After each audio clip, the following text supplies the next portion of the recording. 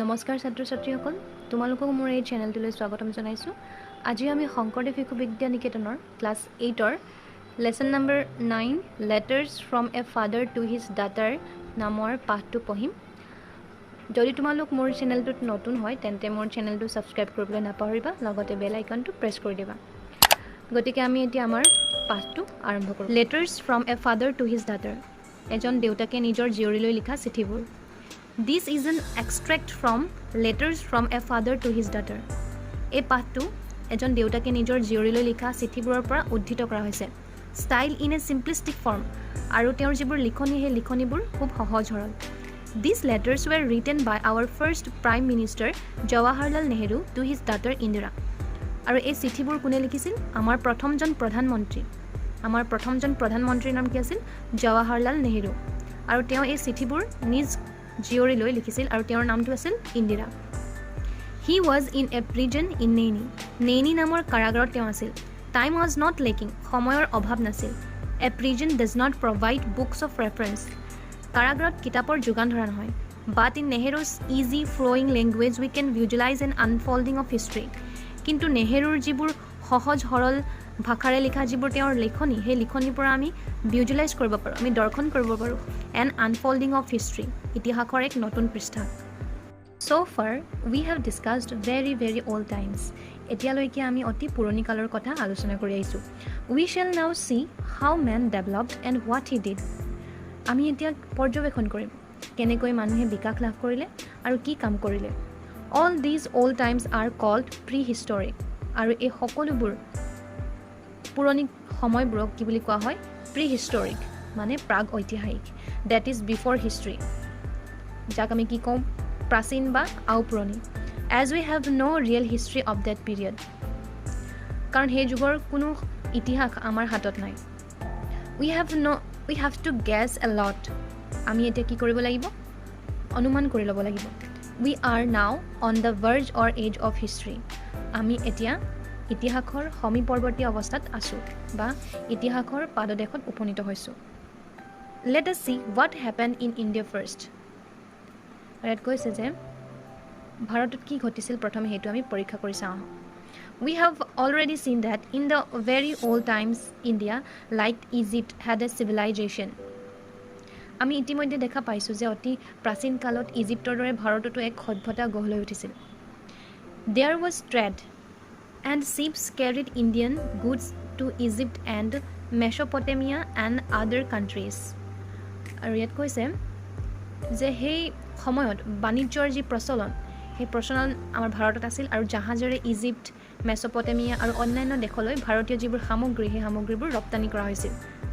In those days the people who lived in India were called Dravidians, সেই যুগত ভাৰতবৰ্ষত বসবাস কৰা লোকসকলক ড্ৰেভিৰিয়ানছ বুলি কোৱা হৈছিল। They are the people whose descendants live in South India now around Madras, সেইসকল লোক যিসকলৰ বংশধৰ এতিয়া মাদ্ৰাজৰ আশে পাশে দক্ষিণ ভাৰতত বসবাস কৰে।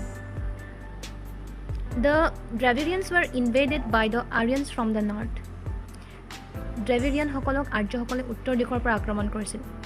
There must have been enormous numbers of these Aryan people in Central Asia, আৰু মধ্য এছিয়াত বোধ হয় বৃহৎ সংখ্যক আৰ্য লোকসকলৰ বসতি আছে।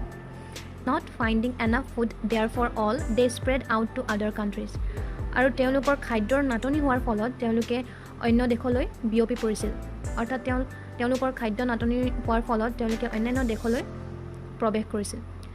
They went in large numbers to Persia and even to Greece further west, অধিক সংখ্যক লোক পাৰ্চিয়া, গ্ৰীচ আৰু পশ্চিমলৈ প্ৰব্ৰজন কৰিছিল।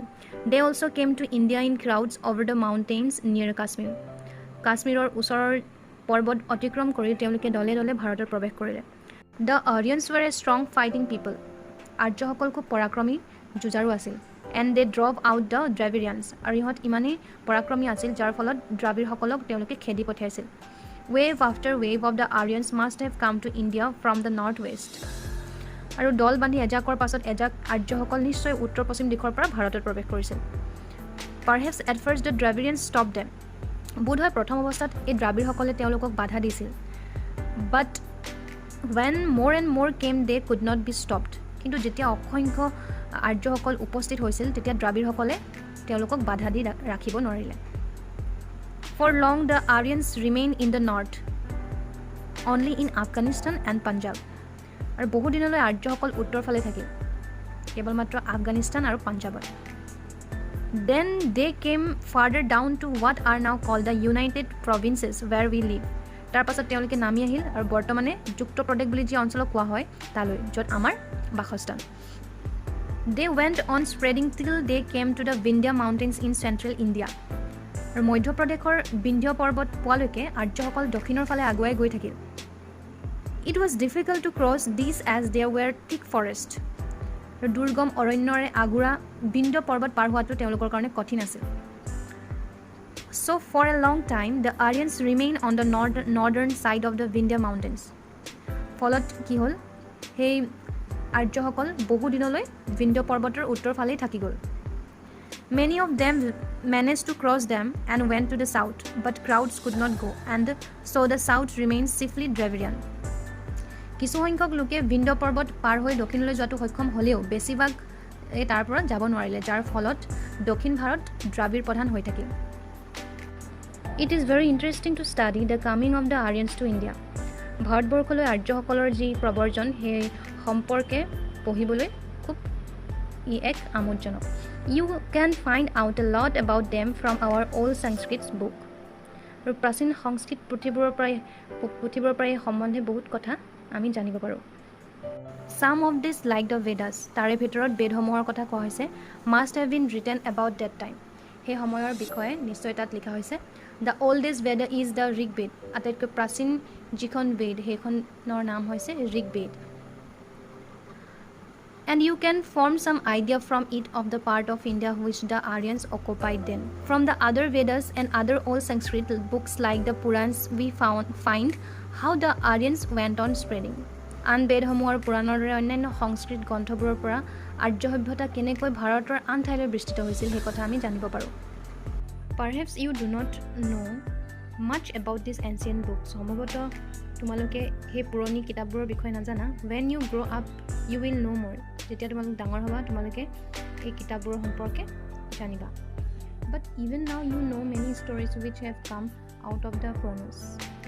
কিন্তু এতিয়াও তোমালোকে পুৰাণৰ যিবোৰ কাহিনী সেই কাহিনীৰ বিষয়ে তোমালোকে জানা Much later came the great book of the Ramayana and later the Mahabharata.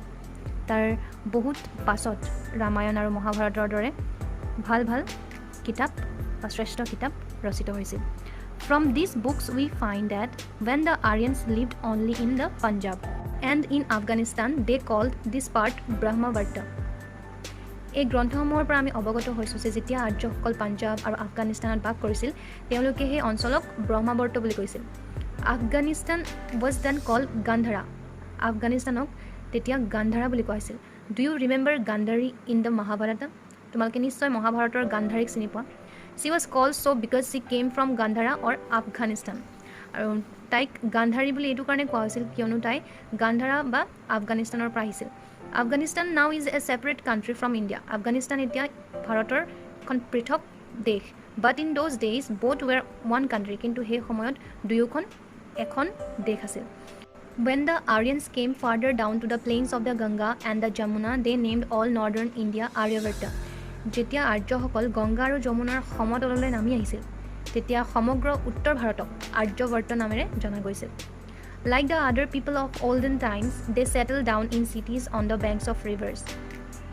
সেই সময়ৰ মানুহৰ দৰে তেওঁলোকেও নদীৰ পাৰৰ যিবোৰ cities নগৰ সেই নগৰবোৰত তেওঁলোকে বসবাস কৰিবলৈ লৈছিল Kashi or Banaras, Prayag and so many other cities are situated on river banks. Kashi, Banaras, Prayag আৰু অন্যান্য নগৰবোৰ নদীৰ পাৰত অৱস্থিত Letters from a father to a daughter. এই প্ৰথম পাৰ্টটো তোমালোকক ইয়ালৈকে বুজাইছোঁ কাৰণ ভিডিঅ'টো বহুত দীঘল হৈ যায় বাকীখিনি তোমালোকক অন্য এটা ভিডিঅ'ত মই দিম যদি তোমালোকে ভিডিঅ'টো ভাল পালা তেন্তে লাইক শেয়াৰ কমেণ্ট কৰিবলৈ নাপাহৰিবা আৰু যদি তোমালোক মোৰ চেনেলটোত নতুনকৈ আহিছা তেন্তে তোমালোকে মোৰ চেনেলটো ছাবস্ক্ৰাইব কৰিবলৈ নাপাহৰিবা লগতে বেল আইকনটো প্ৰেছ কৰি দিবা যাতে এনেকুৱা ধৰণৰ আৰু তোমালোকে ভিডিঅ'বোৰ সময়মতে পাই থাকা আজিলৈ সামৰিছোঁ নমস্কাৰ